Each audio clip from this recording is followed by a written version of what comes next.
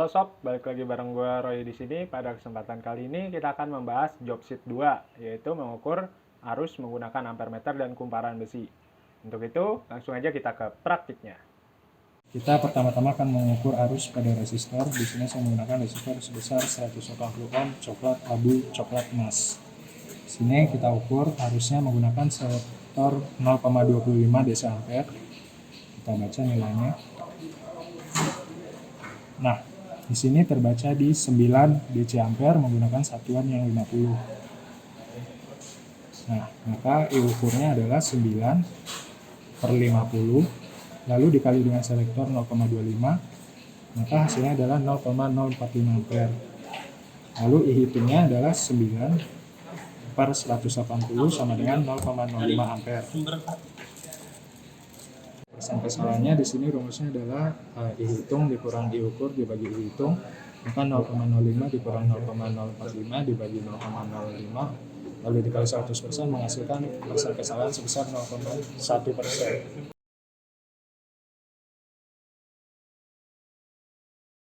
Assalamualaikum warahmatullahi wabarakatuh. Balik lagi sob, bareng gue. Setelah tadi kita melakukan praktiknya, sekarang kita akan mengisi job sheet atau laporan praktikum pada job 2 kali ini. Di mana tujuan dari praktikum ini, mahasiswa diharap untuk memahami cara kerja alat ukur ampermeter, lalu menentukan kelas alat ukur ampermeter,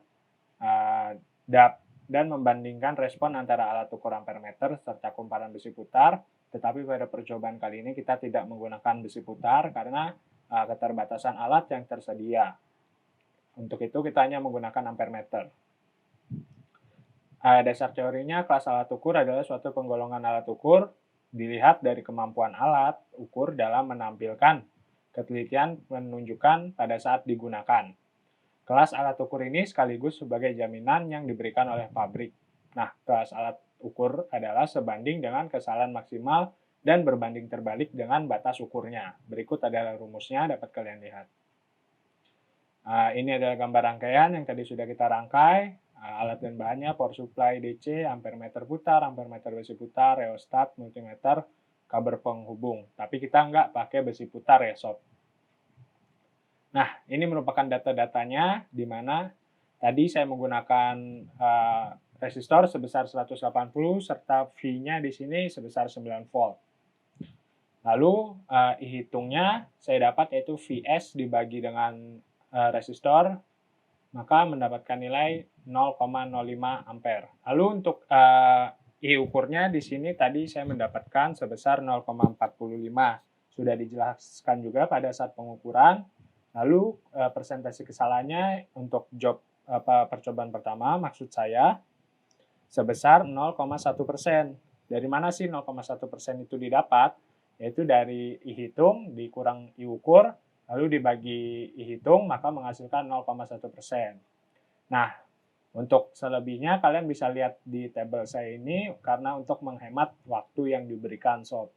Saya melakukan 10 percobaan, bisa kalian lihat sendiri. Oke, selanjutnya saya akan menjelaskan sedikit mungkin terhadap pertanyaan yang ada, di mana bagaimana pendapat Anda terhadap respon ampermeter tersebut. Kalau kalian lihat di tabel atas, di sini kesalahan paling besarnya 11,11%. Maka kelas alat ukur itu adalah rumusnya kesalahan maksimal dibagi dengan batas ukur dikali 100%. Kesalahan maksimal pada percobaan saya nilainya adalah 11,11 lalu dibagi 50, maka hasilnya adalah 0,2 lalu dikali 100% maka 0,2%. Berdasarkan teori yang ada, 0,2% ini termasuk ke dalam golongan 1 sob, di mana alat ukur yang berpresisi tinggi dan dapat digunakan di laboratorium yang standar. Lalu untuk pertanyaan ketiga, berapa nilai deviasi rata-rata antar kedua ampermeter? Di sini saya sudah sediakan tabel standar deviasi dari data percobaan saya. Dapat dilihat persentase kesalahan. Di sini ada 10 dari semua job sheet ya. Dari semua percobaan. Lalu mendapatkan total persentase kesalahan sebesar 12,66. Nah, Di kanan ini adalah nilai dari kuadrat persentase kesalahan, ada 10 juga, dan menghasilkan total sebesar 124,22. Lalu deviasi antar kedua ampermeter tersebut adalah sebesar 3,466. Di sini kalian bisa lihat sendiri rumusnya, di mana ekuivalen X kuadrat, yaitu yang 124 ini, lalu dikurang dengan ekuivalen X kuadrat yang ini, ekuivalen X yang dikuadratkan maksud saya. Lalu dibagi dengan N atau jumlahnya sebanyak 10, mendapatkan nilai sebesar 3,466.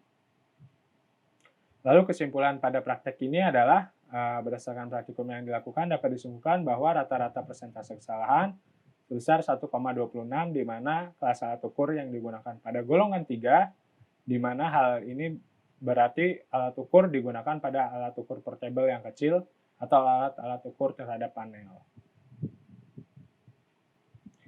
Nah, lalu ini adalah grafik persentasenya dari 10 percobaan.